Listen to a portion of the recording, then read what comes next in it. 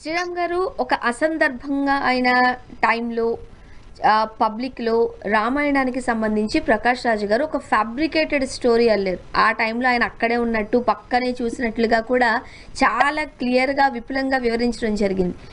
ఏం చెప్తారు? అంటే ప్రకాష్ రాజ్ అనేవాడు ఈ సమాజంలో ఒక చీడ పురుగు.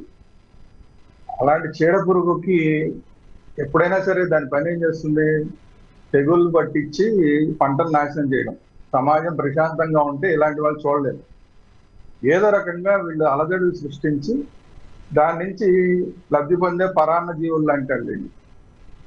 అందువల్ల వాడికి అసలు ఈ టైము ఆ టైము సందర్భం అసందర్భం అలాంటివన్నీ ఏముండవు. ఎవడైనా సరే పొరపాటున వాడిని స్టేజ్ ఎక్కిస్తే మైక్ ఇస్తే చాలు ఏదో రకంగా హిందుత్వం మీద దాడి చేయడమే చేయంగా పెట్టుకుని అదొక ఎజెండా. ఆ ఎజెండా కోసం పనిచేస్తాడు కాబట్టి ఒక్క సందర్భంలో ఒక్కలాగా మాట్లాడుతుంటాడు. ఈసారి పాపం రామాయణం, రాముడు, లక్ష్మణుడు వాడికి తెలియని రామాయణం గురించి నోటికి వచ్చినట్టల్లా వాగాడు. విన్న వాళ్ళు కూడా విరోధులు కాబట్టి అక్కడ నవ్వే వాళ్ళు ఉంటారు, చప్పట్లు కొట్టే వాళ్ళు ఉంటారు.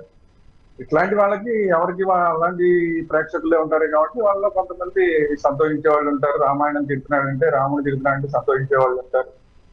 వీళ్ళంతా యాంటీ హిందూయిజం ఉన్న బ్యాచ్ అంతా కూడా ఒక దగ్గర చేరి ఏదో రకంగా హిందుత్వాన్ని బ్యాడ్ చేయడం అలాగా రామాయణాన్నో, మహాభారతాన్నో, భాగవతాన్నో, భగవద్గీతనో ఆ సందర్భాన్ని ఏది అవకాశం ఉంటే దాన్ని ఇవన్నీ ఏమి లేదు అనుకుంటే కనుక వాడికి ఇంకొక ఎజెండా ఉంది. అది భారతీయ జనతా పార్టీ వ్యతిరేక ఎజెండా. సరే, దానికి మనకు సంబంధం లేదు కానీ సో అదొక ఎజెండా.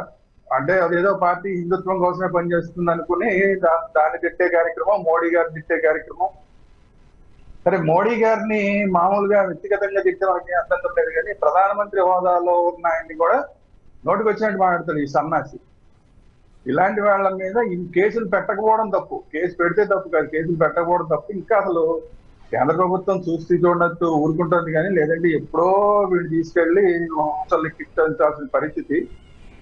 ఇది మరి ఎందుకనో వాడి మరి వెనకాల ఎవరున్నారో ఏంటో తెలియదు. వాడిని అలా చూసి వదిలేస్తారు, వచ్చేసిన ఆంబోతులాగా ఆయన వదిలేశారు. శ్రీరామ్ గారు, చెప్పండి. రాముడు ఉత్తర భారతదేశానికి చెందిన వ్యక్తి, రావణుడు దక్షిణ భారతదేశానికి చెందిన వ్యక్తి.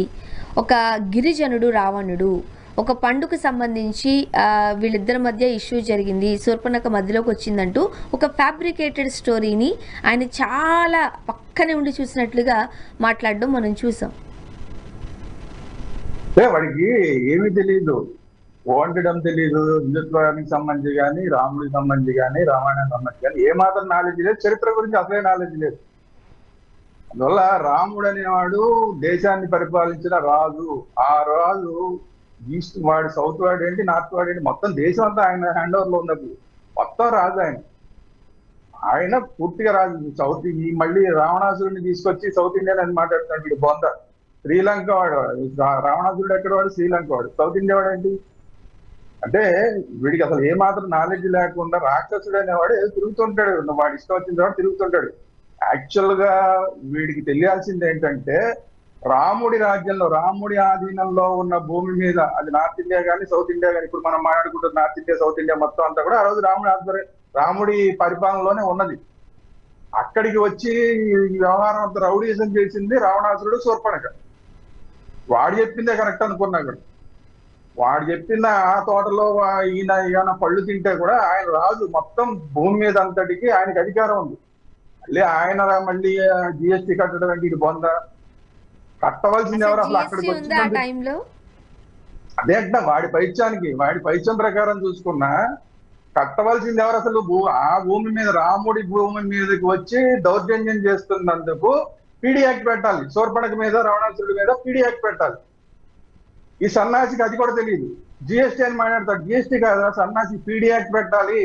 రాముడి రాజ్యానికి వచ్చి అక్కడ ఒక తోటకి సంబంధించి వాళ్ళు క్లెయిమ్ చేసుకుని దాన్ని ఆక్యుపై చేసుకుని ఇది మాది, దీనికి నువ్వు జిఎస్టీ కట్టాలి అని మాట్లాడారంటే వాళ్ళు రౌడీజం చేశారు, వాళ్ళు ఆక్యుపై చేశారు, కొంత భాగం మాది అని క్లెయిమ్ చేశారు. ఇలాంటి వాళ్ళ మీద పీడీ యాక్ట్ పెట్టాలి.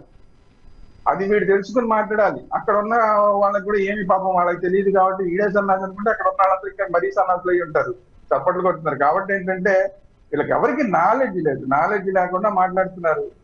సరే రావణాసురుడిని ఏదో ఏదో లక్కీనా గిక్కినా ఏదో మాట్లాడాడు, ఓ ముద్దు పేరు పెట్టాడు. లక్కీ అని పిలుస్తారన్నారు, రావణుడు ఆ గిరిజనుడు అని చెప్పారు. ఆ, లక్కీ ముందు లక్కీ సంగతి చూద్దాం. మీలాంటి ఇంకొక యాంకర్ ఆవిడ ఒక వీడియో రిలీజ్ చేసింది. ఇది సరే బాగానే ఉంది, ఇది కూడా బాగానే ఉంది అనుకున్నాను. ఎందుకంటే ఆవిడ లక్ష్మణుడిని లక్కీ అని పిలిస్తే ఈ ప్రకాష్ రాజ్ గారిని పాకి అని ఎందుకు పిలవకూడదు అంది ఆవిడ. సరే ఇదేదో బాగానే ఉంది కదా అనుకున్నా. అంటే నోటికి వచ్చినట్టు మాట్లాడాలంటే నిన్ను మించిన వాళ్ళు ఉన్నారా బాబు, నిన్ను రేపు నుంచి నిన్ను పాకి అని పిలిస్తే నీ పరిస్థితి ఏంటి? కాబట్టి ఏదో నోటికి వచ్చినట్టు వాడటం కాదు, మైక్ ఇచ్చారు కదా అని చెప్పి వాచాలతను చూపించడం అనేది కరెక్ట్ కాదు. తర్వాత మీరు గిరిజనుడు అన్నారు. ఉమ్, గిరిజనుడు ఏంటి అసలు? రావణాసురుడు గిరిజనుడు ఏంటి? రావణాసురుడు ఒక రాజు, అది కూడా బ్రహ్మ యొక్క ఆయన మనవడు. ఆయన అంటే బ్రహ్మ ఎవరు? బ్రాహ్మణుడు. బ్రాహ్మణుడికి మనవడు ఎవరు? బ్రాహ్మణుడు. ఒక బ్రాహ్మణుడిని పట్టుకొని సరే గిరిజనుడు అన్నావు, నీకు ఉన్న నాలెడ్జ్ ఇది. కాబట్టి కొంతమంది ఏంటంటే మా వెనుకబడిన వర్గాల వాళ్ళు సౌత్ ఇండియా ఎలాగొచ్చిందంటే పరిస్థితి, ఈ సౌత్ ఇండియా నార్త్ ఇండియా అని మాట్లాడడం మొదలెట్టిన తర్వాత, ఆర్య ద్రవిడ సిద్ధాంతాలు తీసుకొచ్చిన తర్వాత, ఆయన ఇటువైపు ఉన్నాడు కాబట్టి సౌత్ ఇండియా కన్నా ఇంకా కింద ఉన్నాడు కాబట్టి అతను కూడా ద్రావిడే అని చెప్పి కొంతమంది మొదలుపెట్టి, ఆ ద్రావిడ అన్న వాళ్ళందరూ కూడా నల్లగా ఉన్న వాళ్ళందరూ కూడా ఇలాగ గిరిజనులని మొదలుపెట్టి, అంటే ఈ ప్రాంతం అంతా అప్పుడు అటవీ ప్రాంతంగా ఉండేది కాబట్టి గిరిజనులని, వాళ్ళతో పాటు ఈయన అప్పుడు ఏదో ఇటువైపే ఉన్నాడు కాబట్టి సౌత్ ఇండియా కన్నా ఇంకా కింద ఉన్నాడు కాబట్టి ఈయన కూడా కలిపేసుకుని ఎంత ఆఫ్ నాలెడ్జ్ చూడండి. బ్రహ్మ క్లియర్ గా రామాయణం గురించి మాట్లాడితేనే నువ్వు రాముడి గురించి మాట్లాడాలి. రామాయణం ఉంటేనే కదా రాముడు ఉన్నాడు, రాముడు ఉంటేనే రామాయణం ఉంది. నువ్వు ఆ రామాయణం గురించి రాముడిని మాట్లాడేటప్పుడు వాల్మీకి రామాయణంలో ఏం రాశారనేది తెలుసు కావాలి. చక్కగా బ్రహ్మ యొక్క మనవడు అని చెప్పారు, క్లియర్ గా క్రిస్టల్ క్లియర్ గా బ్రాహ్మణుడు. ఆయన పట్టుకుని సరే గిరిజనుడు అంటే నష్టమే లేదు, గిరిజనుడు అంటున్నంత మాత్రం నష్టం లేదు. కానీ ఇప్పుడు 2 రోజులు పోయిన తర్వాత మళ్ళీ ఇంకా ఇలాగే మనం ఆయన వచ్చేస్తే రాముడి మీద ఎస్సీ ఎస్టీ అట్రాసిటీ కేసు పెట్టాలని మాట్లాడతారు. ఉమ్, అంటే ఇలాంటి వాళ్ళ వాచ్యాలకు ఏమి అసలు అర్థం ఉండదు, నాలెడ్జ్ ఉండదు. ఇప్పుడు ఎస్సీ ఎస్టీ అట్రాసిటీ కేసు ఎలాగైతే ఇప్పుడు దుర్వినియోగం అవుతుందో, అలాగా వీళ్ళ నోటికి కూడా ఎస్సీ ఎస్టీ అట్రాసిటీ కేసు వీళ్ళ నోట్లో దుర్వినియోగం అయిపోతుంది. ఒక బ్రాహ్మణుని తీసుకొచ్చి ఎస్సీ ఎస్టీ అని పెట్టి ఆ ఎస్టీ తోటి గొడవ పడ్డాడు కాబట్టి ఎస్సీ ఎస్టీ అట్రాసిటీ కేసు పెట్టాలి రాముడి మీద అని చెప్పి రేపొద్దున మాట్లాడతాడు. కాబట్టి ఇలాంటి వాళ్ళ మీద కేసులు పెట్టి బొక్కలో తోసి మక్కలేరు కదన్నాల్సిన అవసరం చాలా ఉంది. అది జరగకపోబట్టి ఇటు నోటికి వచ్చినట్టు మాట్లాడతారు.